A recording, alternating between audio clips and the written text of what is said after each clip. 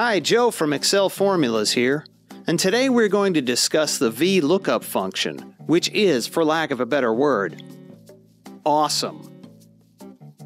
The VLOOKUP function allows us to look up an entry in a list. For instance, if we wanted to know the name of product 006 from this price list, the VLOOKUP function would tell us that it's black widget.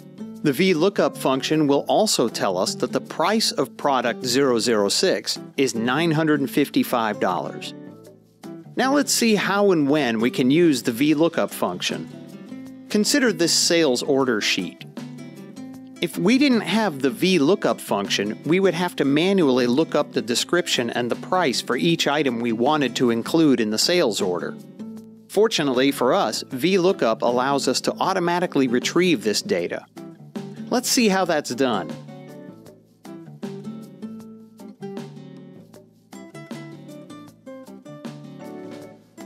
The first parameter of the VLOOKUP function is the value that will be used to look up the entry.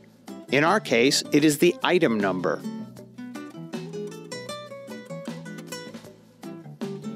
The next parameter is the table range in which the VLOOKUP function will search for the entry. We'll fill in the table range by navigating to the price list sheet and selecting the table area.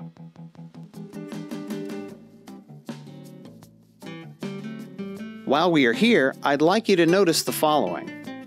The VLOOKUP function always uses the first column in the table array to locate the entry. So, we need to make sure that we select a range that contains the values used to find the entry in the first column. Also note that the description of the product is found on the second column, and that the price is found on the third column. Now let's press the comma key and continue with the formula. The next parameter is the number of the column that contains the data the VLOOKUP function will retrieve. In our case, that would be the item description that is found in the second column of the table array. The last parameter tells Excel whether we want to find an exact match or an approximate match. We want to find an exact match, so we will enter false.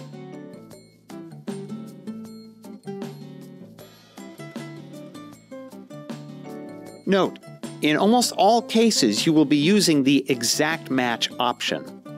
And now the formula is done, and Excel automatically retrieves the item description for us. Brilliant! Now, before we use the fill handle to copy this formula, we need to make one little change. We need to convert the table array range into an absolute reference, because we want the formula to look for a different item for every row. We also want the formula to look for it in the same range in the price list sheet. So we need to convert it to an absolute reference.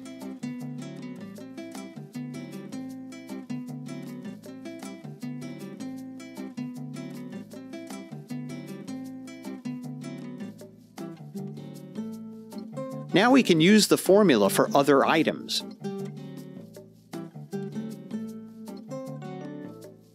Note, in 99% of the cases where you define the VLOOKUP table array range, you'll want to define it as an absolute reference range.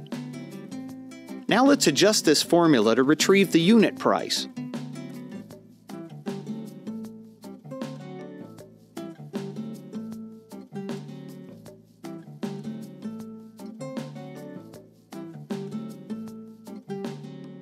I've changed the number of the column that contains the data we want to retrieve from 2 to 3, which is the column that holds the unit price in the price list sheet.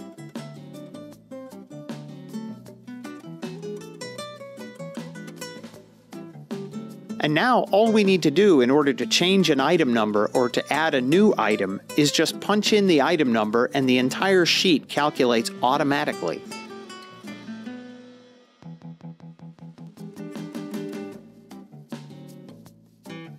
One last thing, if I enter an item number that's not found in the table array, Excel will return a value not available error.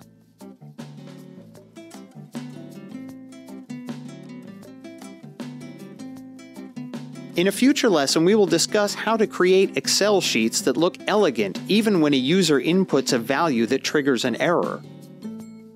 The VLOOKUP function is an extremely important time-saving tool, and it also prevents typing-induced errors. And now you know how to use it in your Excel workbooks. Well done! Thank you for your time and attention. For more free Excel training, just enter your first name and email at the top right of this page. You'll get everything you need to know about Excel formulas all in one place. All you need to do is enter your first name and email at the top right of this page. If you are not watching this video on the Excel Formulas site, then go to www.freeexcelvideos.com and follow the instructions. That's www.freeexcelvideos.com. Thank you.